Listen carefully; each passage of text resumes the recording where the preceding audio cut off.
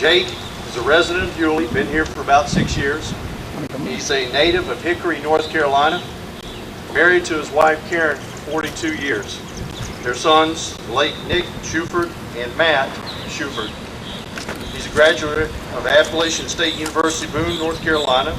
He's a U.S. Navy veteran from the Vietnam era, having served 6 years and earned an honorable discharge.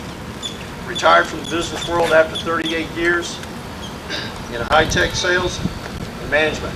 It is my privilege to introduce to you my friend, Jake Shuford.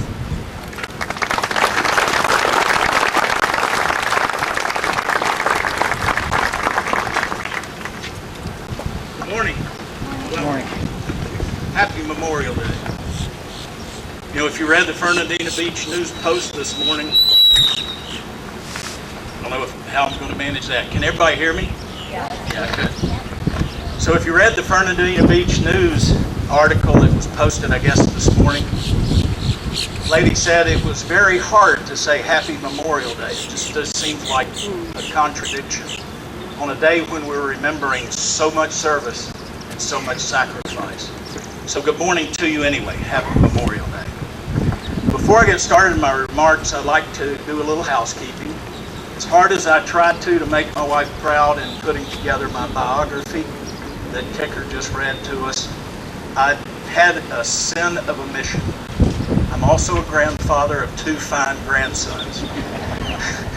Matthew, our son, has 2 sons, Jacob 10 and Hudson 3. As I tell my wife, we've been married a long time. I came upon a saying, I'm just a man, I'll never be a woman. Please forgive me my inadequacies. So, looking at the remarks that Kicker asked me to make, I call him Kicker, not Paul. Y'all probably get used to that after a while if you don't already know that approach.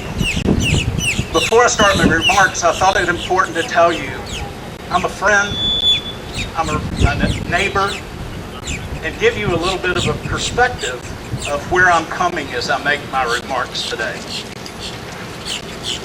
I am the product of an immigrant who left the Langenbold area of Germany, city of Hesse, 1733. He took his family on the Richard and Elizabeth sailing ship from Rotterdam to Philadelphia. Very perilous journey if you read the history of that Palatine immigration. He stayed in Pennsylvania for a couple of years until the fine people of North Carolina, the new colonists, gave away land grants, trying to put a tough Germanic presence between themselves and the rough Cherokees that occupied the mountains of North Carolina at that time. If you look at that heritage as he came along, you start to see that in my being a product of that immigrant family, I had a pretty encapsulated or small view of the world up until the time I enlisted in the United States Navy. To give you a feeling for that, I'd never even left my regional area of North and South Carolina. The only reason I left North Carolina was to go to the beach. Like our beach here, it has an allure, and once you taste it, you've got to be there. So I would go to Myrtle Beach and Ocean Drive as an impressionable young man, but my worldview was pretty small. So small, in fact, that when I enlisted in the Navy and they shipped me out, it was the first airplane flight. We flew into Chicago O'Hare Field as I was to report at Great Lakes, Illinois for boot camp. The plane banked, it had just turned dark, and I looked out the window and said, not Gomer Powell like golly, but I did say, good gracious, look at all the lights. The passenger beside me elbowed me, just laughing. This lady said, son, that's just the airport. So I've done a little bit of growing and moving in my years. 6 years in the Navy helped a lot. And from that perspective, I start my remarks to honor today those that sacrifice so much, their families. And the theme that I'm bringing today is, this thing doesn't like me, I apologize, I do it without it. is written here on the hat given me by a very extreme patriot over in Dallas, Texas. It says simply, the price of freedom is not free. I see all the veterans, see the veteran administrations here. I know that we know that message more than most because we've seen it up close and personal. But I thought I would do just a little bit of review of the extent, because I had never taken the time to understand the extent of the sacrifice of people that have died in our military service. It shocked me to find out the Civil War is the largest loss of life in any war of U.S. origin and participation. Over 600,000 dead. Some of the internet sources, which was my research tool, says as many as 750,000. Those were friends and neighbors fighting on behalf of loyalty to the crown or the new world, so to speak. That was the Revolutionary War, the Civil War, even worse, fighting against oppression. World War I surprised me greatly. U.S. deaths, 130,000 plus. That's a lot. World War II, as the U.S. population grew, so did our participation in the wars. 400,000 plus. The Korean War, 36,000 plus. Vietnam, 58,000 plus. And that was my error. And there's still some MIAs. I think the internet showed something around 1,200 to 1,400 people still unaccounted for. Afghanistan, 2,200 plus. Iraq, 4,400 plus. Those totaled a little over 1.3 million people that sacrificed their lives so that you and I can enjoy the freedom we have here in this great city of Fernandina Beach and a surrounding area. 1,300,000. Think in terms of the big cities in the U.S. That's greater than the population of Dallas, Texas. A lot of people. But take that and magnify it by the family members, the descendants, who did not have the privilege of the continued life of those that gave their life for our freedom. I would venture to say that probably magnifies that number by fivefold at a very minimum. A somber thought. When you then look at why we're here today, it probably helps to get a perspective of me, a common man, a friend, and a neighbor. My Schufert family, again, an immigrant from Germany, begat John Martin Schufert in his lineage, who died in the Battle of Ramseur Mill in the mountains of North Carolina in the Revolutionary War. Also, serving in the Civil War, probably I'm not a genealogy guy, but probably my 5 times grandfather, John Marshall Schufert. He was a Confederate who was serving. He was 16 years old. Got captured by the Union soldiers, so he was a POW.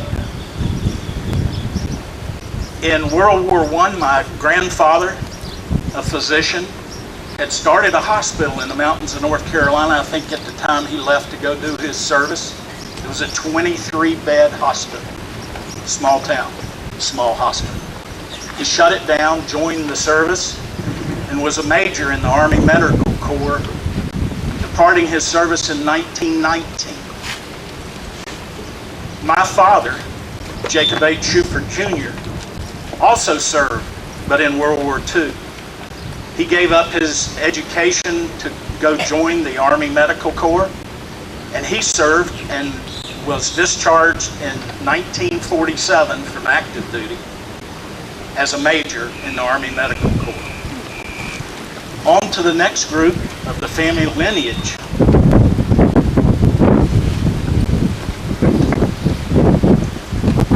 My uncle, John, also served in World War II. He never married, and he didn't have any children. For some reason, because of the age difference, I couldn't find any information in the family notes about him. But he did serve during World War II. I'm positive. Come the Vietnam era, a cousin of mine, also from Hickory, Archibald W. Shuford, was a gunner's mate on the Swift boats in Vietnam. He served in that group that John Kerry was involved in, and we all know that questionable world. And Kicker asked me not to get political today, so I won't comment any further. But he recently died after he got out of the Navy and his service in Vietnam. He dedicated himself to the VA. He died in Asheville, North Carolina in service at the VA, we believe from complications of Agent Orange. Also, continuing the theme of service by the Shuford family, my son Matthew, you know, there's commentary that tries to decide maybe we shouldn't include the people that are the first responders. My particular view is they are as important to our freedom, and maybe more so than some others. But I want to point out that my son also is in public service as a peace officer at the city of Cool Springs. I mention that because he was recently awarded the Combat Award for his part in an altercation having to do with drugs and let's just say not a good situation. So if a city calls their officers and awards combat medals, to me combat means war. So do we include the first responders in our war on drugs and our war on terror? I think so. That's my personal opinion. It's not a political statement. Okay, Kicker?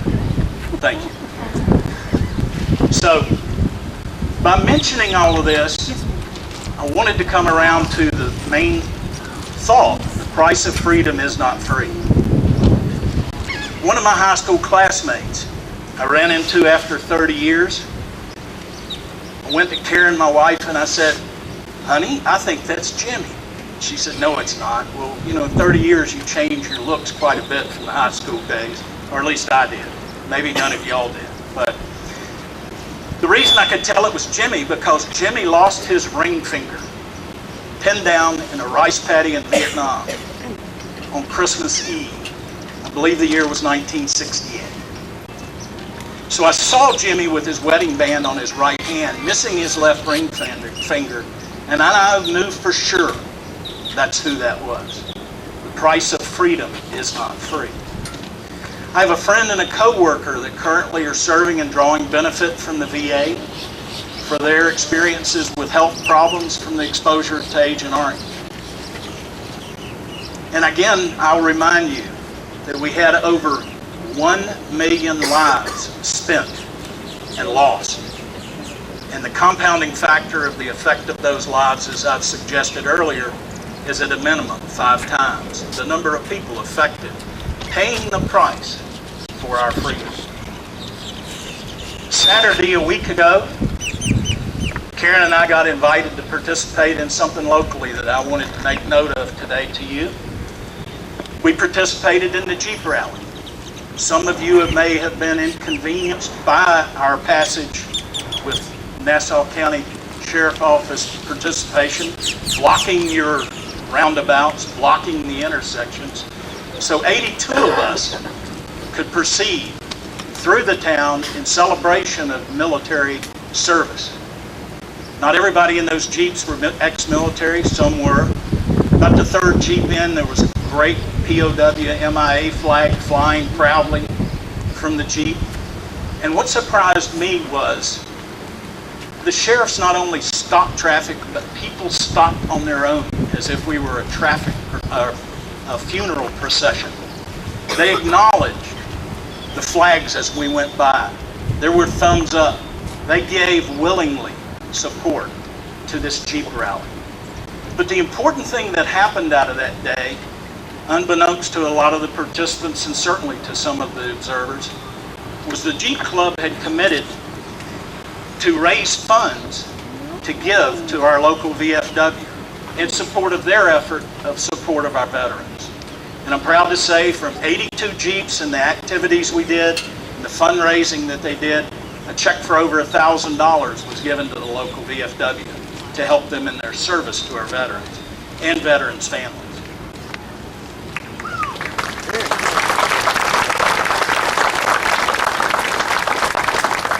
So that ends my remarks and my perspective. I hope it's of some value to you, the words that I chose for today. It's a simple message. The price of freedom is not free. I think we all recognize that. And we need to today give honor and homage to those that sacrifice so much so that we can enjoy our freedom. I remind you at 3 o'clock today, there's a national moment of remembrance, a moment of silence. It's been somewhat advertised. I ran across it in my research. So I urge you, wherever you are at 3 o'clock today, spend a moment of silence. Not that you haven't already all day, and remember those that gave so much. Thank you. Well, those of you that were following the program